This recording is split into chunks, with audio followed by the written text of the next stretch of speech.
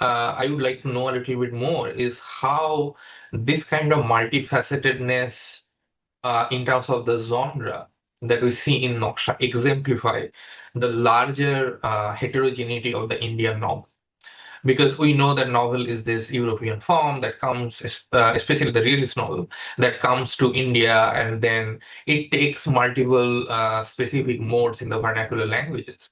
But how these earlier pre-colonial narrative modes they survive within the diegetic structure of the Indian novel, and then there are also these multiple nodes of influence and inspiration that is happening throughout the period of the development of the Indian novel. So, um, could you tell us a little bit more about that Yeah, issue? yeah.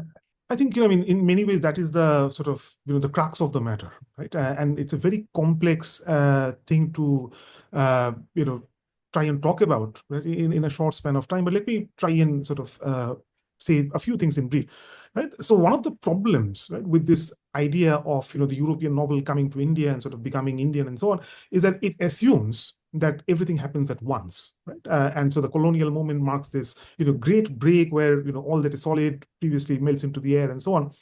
But in some ways, I think that is not really true. And so we mentioned previously, right, the existence of other, or let me backtrack a little bit by saying this, that when we think of literary history, right, I think the concept that is most useful to understanding this question is that non-synchronicity.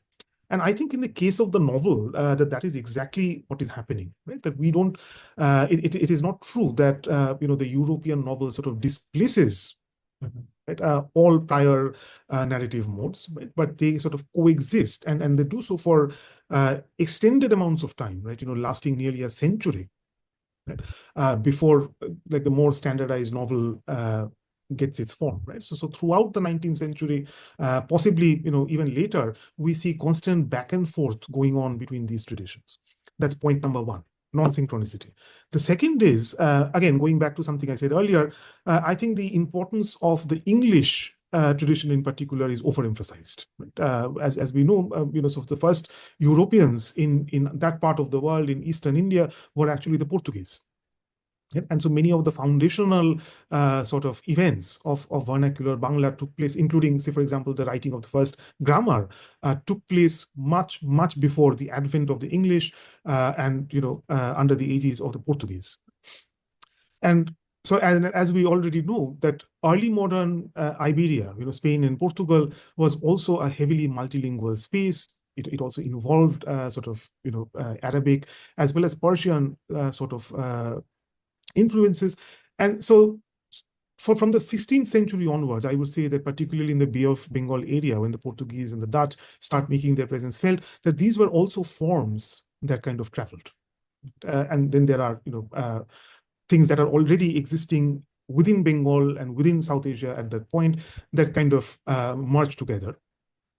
And so we begin to appreciate, the question of multilingualism and multiliterary traditions, right? Once we keep this particular historical sort of trajectory in mind, that, the British colonization of India, although very important, obviously, for historical reasons, in terms of literary influence, I think was a little more complex than we usually make it out to be, right? And as far as the Persian influence goes, again, this is very sort of, this can be answered at multiple levels, right? So even in the 1820s and 1830s, shortly before Persian was to be replaced as the official language by English in 1835, but even slightly before that, we have evidence of multiple Persian magazines being published in Calcutta, right? Some of them were also multilingual. And in fact, like, Shrapan Chakraborty, who taught me, and I think taught both of you as well, has written on this, on the presence of multilingual magazines being published from Calcutta that were in Persian, English, but also Hindi and Bangla. So four or five languages in the same page. So that sort of multilingualism was very much a part of the literary moment in the mid 19th century.